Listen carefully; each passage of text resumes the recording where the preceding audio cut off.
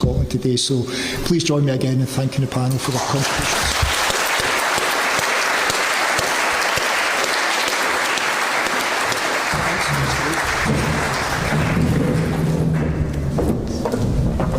Thank you very much, Stephen, and many thanks to the panel there. A lot of challenging thoughts to take on board, especially I would have thought if you are First Minister and hoping to stay that way beyond next May. John Swinney is a familiar presence at this conference, of course, in all his various government guises over the years. So please join me in welcoming him now, John Swinney.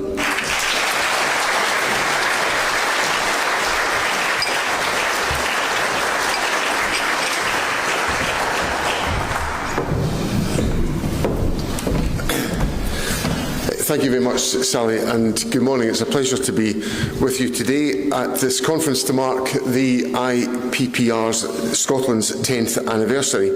And I want to begin by reflecting on the role of organisations like IPPR Scotland and events such as this. But to do so, I want to take our collective minds back, not 10 years, but 30 years, to the period immediately before the creation of the Scottish Parliament and its emergence into our national life. My memory of that time is of a period of political debate and disagreement, as passionate and as heated as today, yes, but at a deeper level, also the emergence of a shared diagnosis of the fundamental problem that Scotland was facing, and from that also an ever-strengthening sense of common purpose. There was widespread recognition that the political priorities and the underlying political philosophy that drove Thatcherism, with all the damage it caused to our economy and our society, was not what we wanted or needed as a nation. At that time, Westminster was taking Scotland in a direction that we did not seek, and therefore a consensus emerged that a parliament here in Scotland was now necessary to protect us and all that we valued, and more positively, to give us the opportunity to walk a different path. Scottish solutions for Scottish problems would sum up the mood. And of course, people holding similar roles to all of you in the room today, came together to make devolution, to make self-government happen for Scotland. People knew that mere discontent with the status quo was not enough. Something more than anger and frustration was needed. So the intellectual work was done, the arguments constructed, the practical steps taken to produce a blueprint for our Parliament by our trade unions, by individuals and organisations across Civic Scotland, and by politicians as well. Scotland saw both the threat and the opportunity. We learned the lessons from a decade and more of powerlessness in the face of Thatcherism, and we came together in an unprecedented way. I remind us of this part of Scotland's journey for two reasons. First, because, as I think we can all see, a new threat to so much of what we value is emerging. The drift to the right that is consuming Westminster politics demonstrates that. Therefore, I ask whether the Parliament we thought would be our protection is in fact strong enough. And second, if we decide that the answer to that question is no, as I do, then I hope that people in this room, people throughout Scotland, and organisations like IPPR Scotland will have a crucial part to play in bringing us together behind a shared vision of the society we believe Scotland can and should be, the economy we can and should have. Laying the intellectual foundations, and I think of IPPR Scotland's ongoing work on a partnership model for governance here in Scotland, but also being willing to put in the hard yards together to make sure that our Parliament is strong enough to turn that shared vision into reality. Immediately after this session today, you'll be discussing the question, how healthy is Scotland's democracy? The Scottish Parliament sits at the very heart of Scotland's democracy. But if we look at the experiences of this past decade, with the devolution settlement consciously and deliberately undermined by the Internal Market Act, with the throwing to one side of the convention that Scottish consent is required for Westminster to legislate in devolved areas, and with creeping direct Westminster intervention in devolved policy areas, then I say with absolute confidence that our Parliament is not strong enough to protect us from a government led by the likes of Nigel Farage. Indeed, a Parliament without the power to call a constitutional referendum is a Parliament without the means necessary to defend itself, to defend our country and what we value from what would be the most damaging and divisive Westminster government since Margaret Thatcher. In the session before this, you asked whether Scotland can be a better country. My answer to that is not only yes, we can, but importantly, yes, we must. You will have heard, I'm sure, powerful contributions this morning from people setting out the fiscal and demographic challenges that our nation faces, and these are real. They are a product of Scotland's position as a regional economy of the United Kingdom, limited in what we can achieve by strategic policy choices made in Westminster. Choices that are not about giving Scotland a competitive advantage, that are not about Scotland's specific needs or circumstances. They are a product of our past and a clear part of our present reality, but they do not need to define our future. As a national economy, with a full range of economic levers in our hands and the ability to make strategic choices that meet head-on the challenges that Scotland faces, while making the most of our nation's many opportunities, Scotland's trajectory can shift. The work done by the Scottish Government and by IPPR Scotland, looking at the successes of comparable countries, enables us to address the important point: Scotland can be wealthier, fairer, happier and healthier, just like these comparable countries. At a fundamental level, countries like Denmark or Ireland or Finland have no advantage in terms of natural resources or natural wit and capacity over Scotland. But what they do have is the golden combination of membership of the European Union and the policy flexibility of independence. Later today, you'll be debating another question: what is the strategy for Scotland's economy? That, my friends, is it in a nutshell. Membership of the EU and the policy flexibility of independence. The ability to participate in the world's largest single market and design policies that work for our country. But Scotland is fortunate to be able to add one more ingredient to that golden combination. Scotland's own golden combination, and the foundation of any economic strategy, is restored membership of the EU.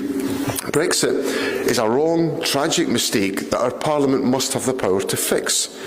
It is full self-government with independence, and it's the ability to ensure that Scotland's vast low-cost renewable energy wealth delivers not only lower bills for households, but also a transformational competitive advantage for Scotland's economy, not only boosting businesses that are already here, but also drawing in the high-tech, energy-hungry industries of the future. Just as Ireland was able to pull the lever of low corporation tax to transform her economy over these decades, so too can Scotland pull the lever of low energy costs to transform our economy in the years and the decades to come. But to do so, we need that lever in Scotland's hands, not Westminster's. So I want a Parliament with the power to choose a return to membership of the EU, a Parliament with responsibility for immigration policy so that overseas staff working in our NHS are not threatened with deportation, a Parliament with control over Scotland's vast energy resources so that we can accelerate our journey to net zero and the decarbonisation of our society and our economy, but also raise our productivity and improve our competitiveness.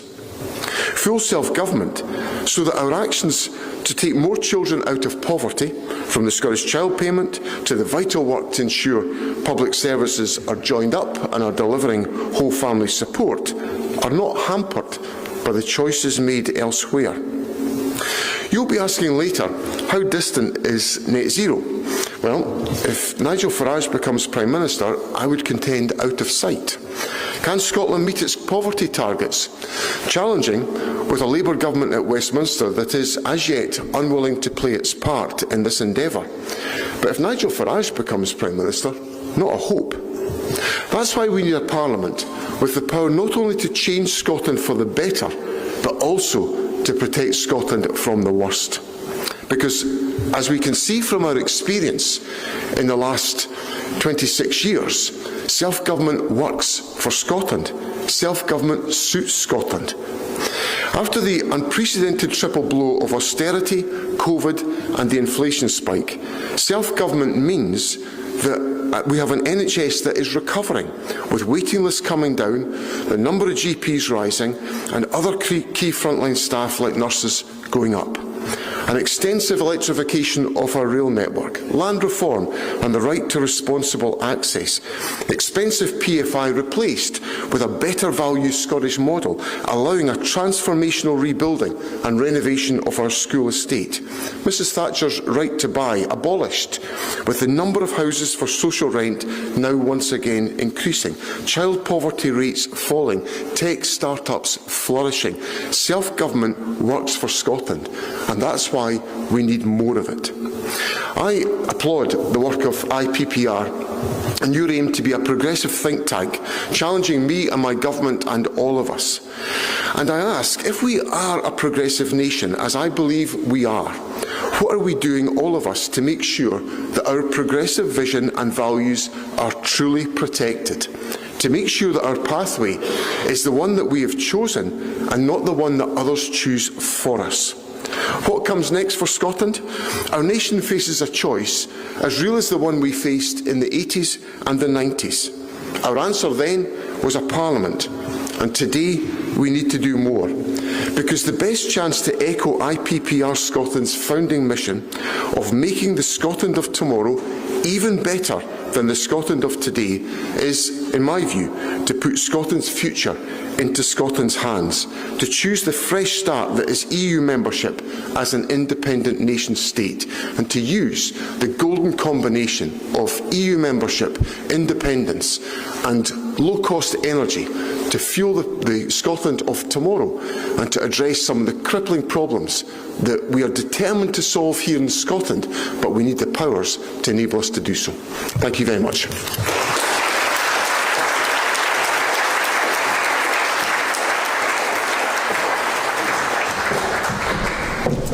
Thank you very much indeed, First Minister.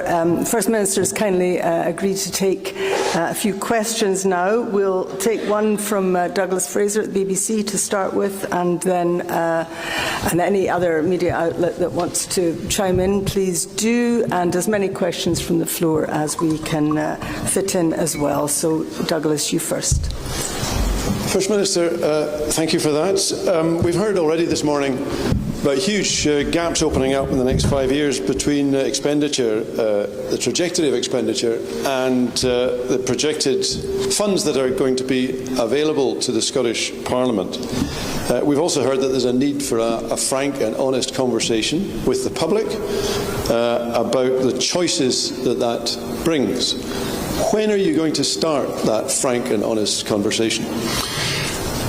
I would contend that we started it a long time ago, Douglas, and its most recent iteration of it was the medium-term financial strategy that was set out to Parliament in June, alongside the population health framework and the public service reform strategy that we set out. Because if you look at those three documents together, you will see the agenda of reform that the government is taking forward to, within the population health framework, make that further decisive shift to early intervention to reduce the crisis demand on the health service, evidenced yesterday by the agreement with the BMA Scotland General Practice Committee about future funding of the general practice, which was warmly welcomed yesterday and which I think indicates the focused commitment of the government to make that decisive shift to early intervention, as one example, plus the steps that we're taking on public service reform, where we've acknowledged that there is going to have to be a reduction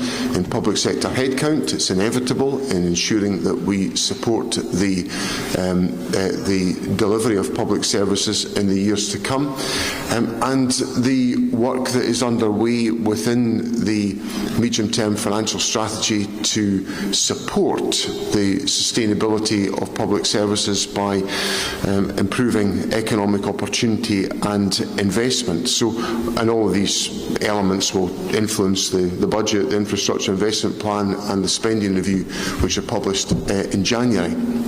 So all of that is the honest conversation. But I think the other bit of the honest conversation is what I've shared with you today, that we are facing increasingly challenging headwinds from the actions of a UK government, and I'm being very candid with people. I think the headwinds that are coming from Westminster are deeply unsettling in the years to come, which will threaten some of the things, the foundations that really matter to people in Scotland.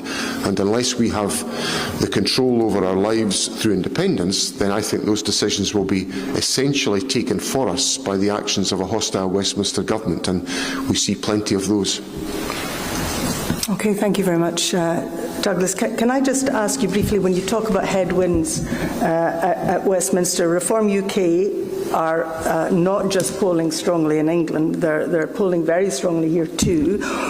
What responsibility do you take for governing in Scotland in such a way that so many people, certainly according to the IPPR poll here, are apparently so scunnered with over-promising and under-delivery and everything else that they're intending to vote for them?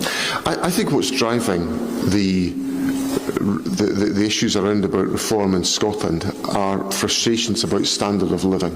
I think that's, if you look at all of the data, demonstrates that people's standard of living has been flat as a pancake since the financial crash in 2008. It's not just standard of living, it's NHS is right at the top.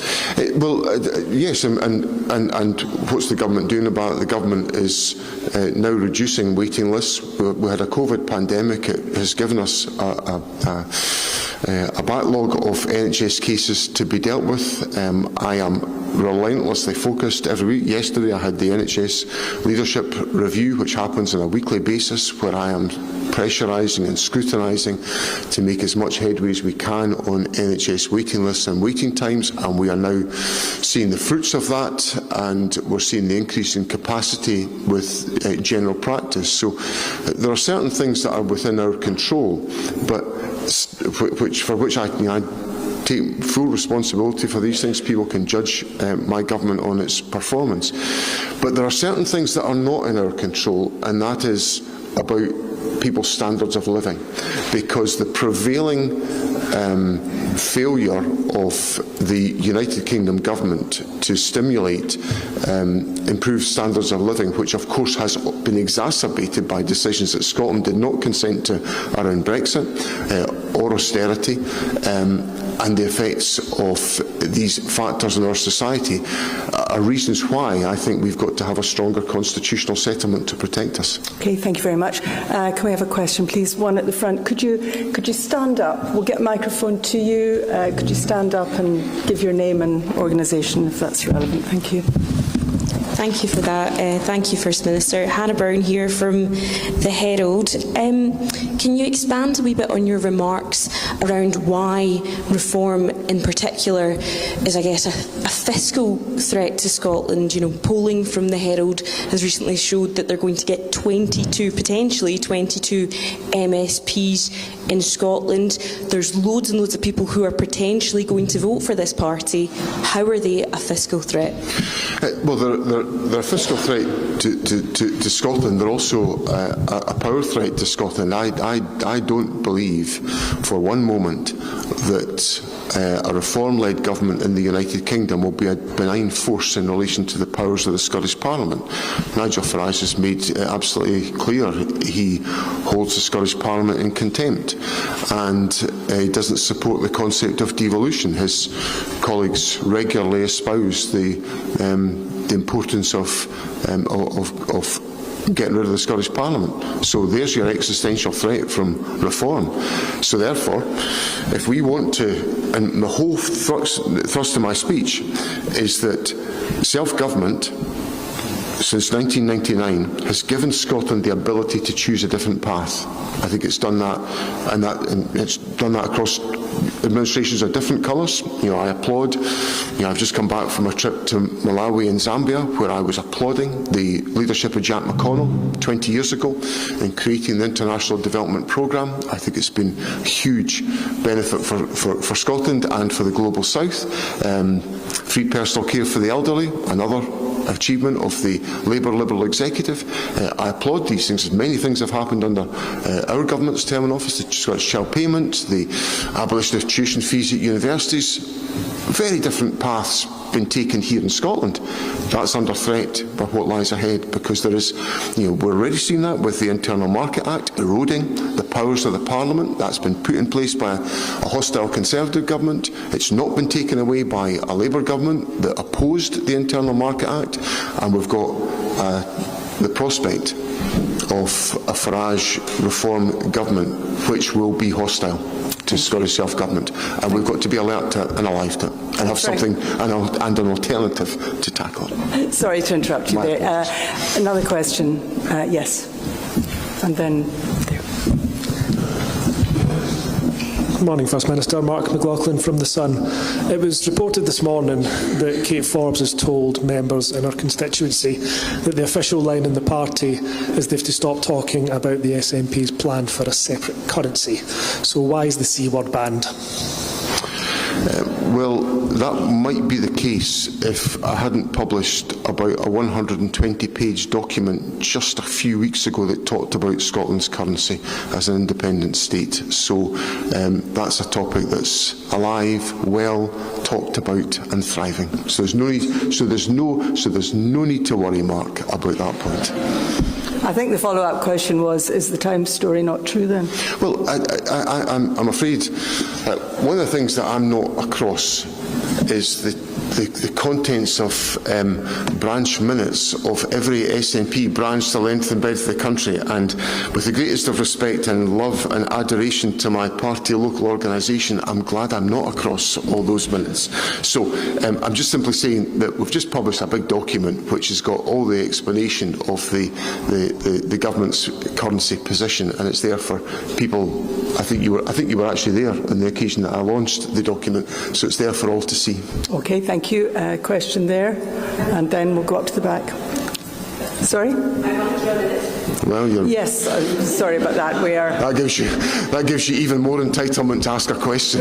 We'll get to actual normal people now. So, Elke Heinz, University of Edinburgh.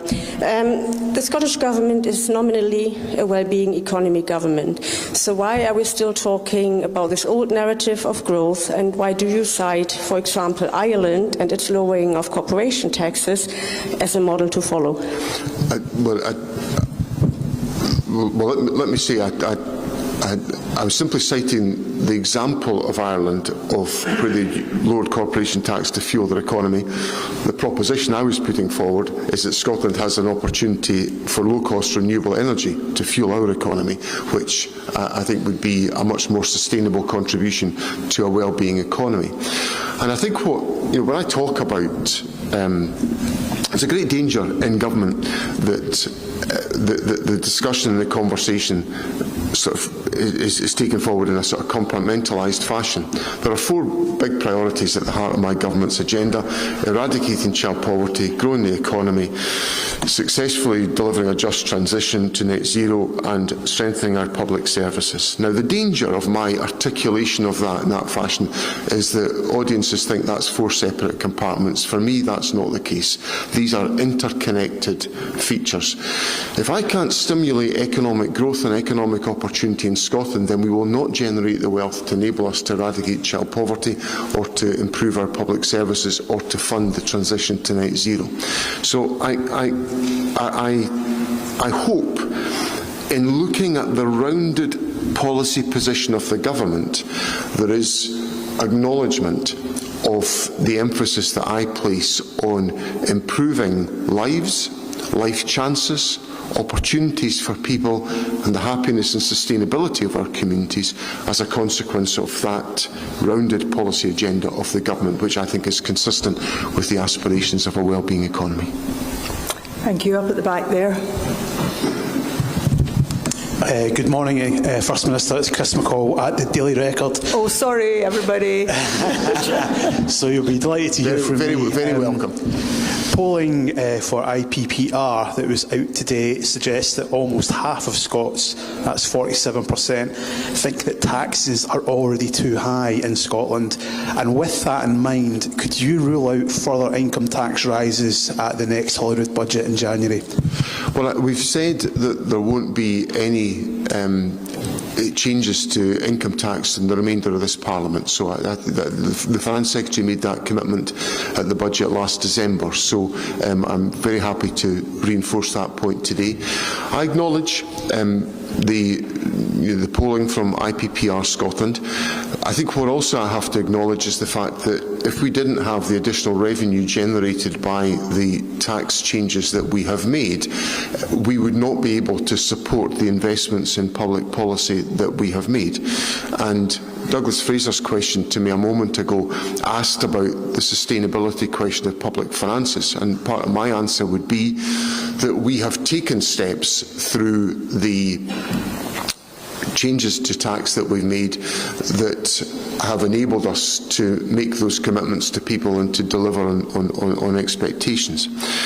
But I do acknowledge that there are limitations to the tax changes that can be made, particularly within the limitations of the devolved context, because the Chancellor is wrestling with significant economic challenges in the budget in late November, but there's a much broader range of choices that she has at her available, which are not available to ministers in the Scottish Government. But I can assure you that we will be looking carefully at all of the implications of that budget in relation to the formulation of our own plans and priorities.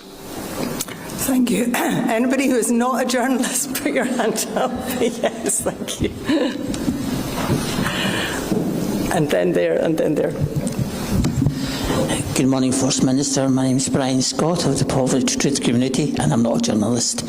I've got many friends in England who are living in fear and trepidation due to the welfare reforms proposed down there. Can I ask what the Scottish Government is doing about protecting the people who are on the adult disability payment and other benefits in Scotland? Thanks, Brian. First of all, I do welcome questions from journalists, so please don't. No, that was I could say that because I. Well, you've had a fairly long-standing commitment to the profession, Sally. It's a very serious point, Brian, because I understand. I see constituents.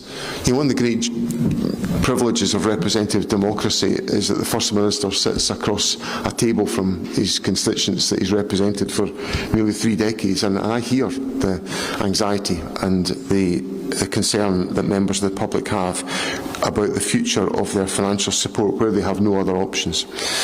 And part of what we legislated for the establishment of Social Security Scotland and taking forward our social security responsibilities, we said that we would act within a context of dignity and respect for individuals.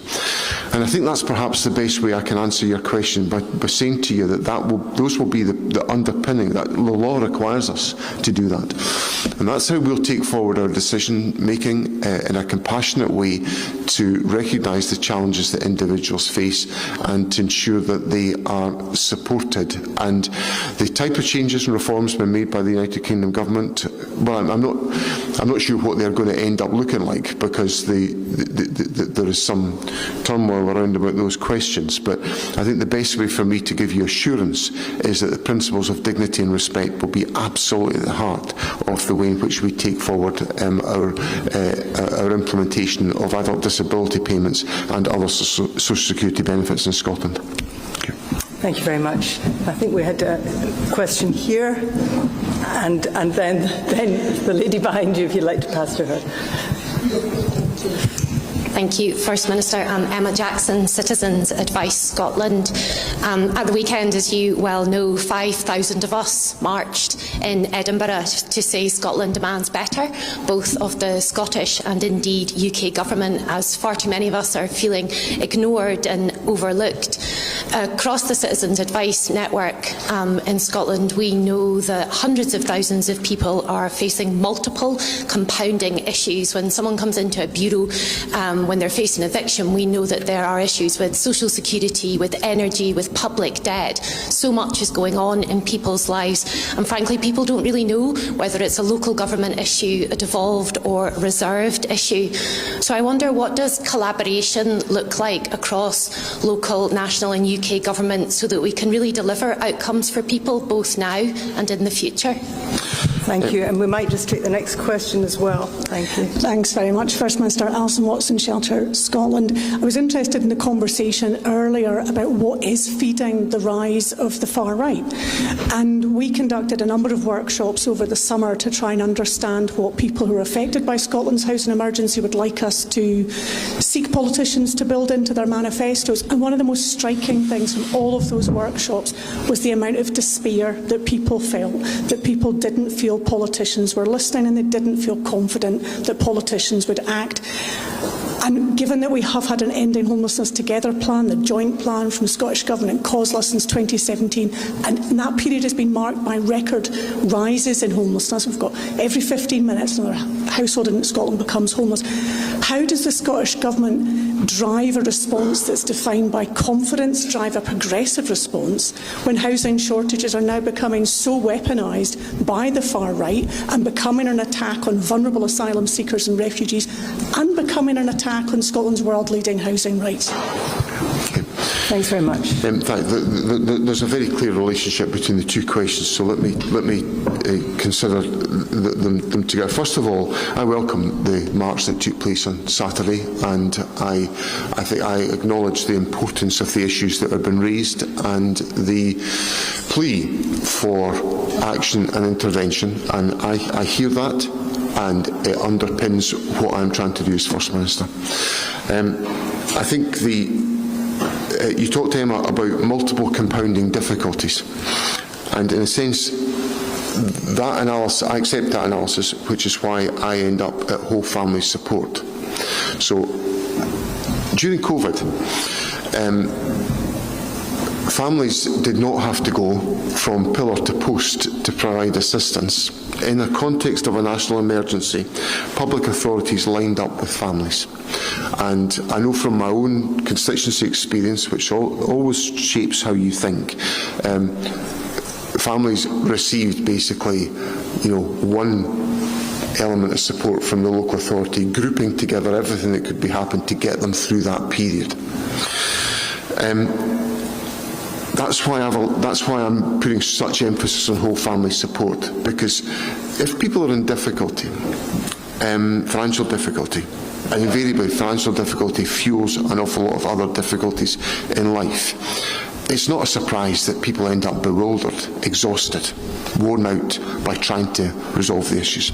So whole family support is critical to get alongside people. Now, that's been a major theme of my leadership over the last 18 months. We had a huge gathering in Glasgow a few weeks ago, and I took a lot of heart from that, because I began to see a systemic understanding and appreciation and participation in the delivery of whole family support. It's different parts of the country, and I think I'm sort of learning a lesson to say, well, maybe you should just kind of allow that. Just don't try to sort of get some national elegance around these things. Just be assured that whole family support exists in different communities, because that way we will be in a much better position to support families to navigate their way out of difficulties. I visited a GP practice in the East End of Glasgow a few months ago, and they had a family link worker working with a GP practice. And one of the GPs told me that he had noticed that people who were habitually coming to see him as a GP had stopped coming to see him because at one stage he'd refer them to the family link worker, and the family link worker had basically gone alongside the family and sorted out housing, addiction, transport, childcare and finance, and those individuals were now not coming to the GP as frequently because life was more orderly, the more structure to it and more support. So that's where my direction of thinking is going. Now, if you look at the central mission of the government, which is about eradicating child poverty, I'm facing a situation just now, notwithstanding my answer to Brian a moment ago about being uncertain about where the UK government's going to end up. But on their current plans, child poverty will rise, and I'm trying to get it to fall. And we're getting it to fall. We've got lowest child poverty in 3 decades in Scotland today. We're seeing we're the only part of the United Kingdom where child poverty is falling, principally because of interventions like the child payment and the early learning and childcare support and some of the Sure Start support, the Best Start work that we're putting in place. All of these measures are having an effect. But if the UK government takes actions that increase child poverty, surely we've got to do something about that. So you asked me, what is alignment between Westminster Government, Scottish Government and local government look like? I'm increasingly confident about alignment between the Scottish Government and local government. My local authority colleagues are on the same page on this journey. But they'll be wrestling, just as I'll be wrestling, with being dragged in the other direction by, ironically, a UK Labour government that looks to me as if it's going to allow child poverty to rise. I'm sorry we're running out of time a bit. If you could just address Alison's I've got to get to Alison as well. Thank you. And Alison, I think obviously I completely see the weaponisation of this issue that's is underway, and I've been pressed to roll back on the homelessness legislation that Scotland has put in place to deal with the situation. I won't do that. I think it's the wrong course of action to take, because we came to the conclusions around the homelessness legislation for all the right reasons. What we have to do is we have to have a range of different interventions. We have to act swiftly to improve housing supply. So the steps that we've taken to increase the investment in taking accommodation out of voids and to bring properties into use is having an effect. It's one tool. That's a short-term measure that we can take. We spent 40 million on that last year. We're doing 80 million this year. We've got over 2,000 properties have come into use as a consequence. Obviously, the house building programme, I know how you feel about the decisions that were taken in the last financial year. This financial year it's stronger, so we've got better foundations, and we've given long-term commitment to housing supply infrastructure. And the other thing specifically on the situation around asylum seekers is that we need an orderliness to our relationship with the Home Office about the management of this issue, and there is disorderliness. And we've been making this plea. Glasgow City Council has been at the epicentre of making this plea to the Home Office, and I hope there is an acknowledgement of the significance and the seriousness of these points. First Minister, thank you very much for tackling all these questions so graciously. Please join me in thanking John Swinney now.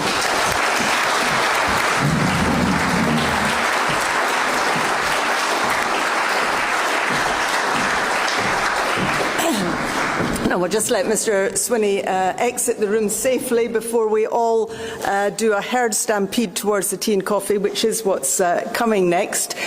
Could I ask you to be pretty swift about grabbing your tea and coffee and be back here within 15 minutes. Thank you very much.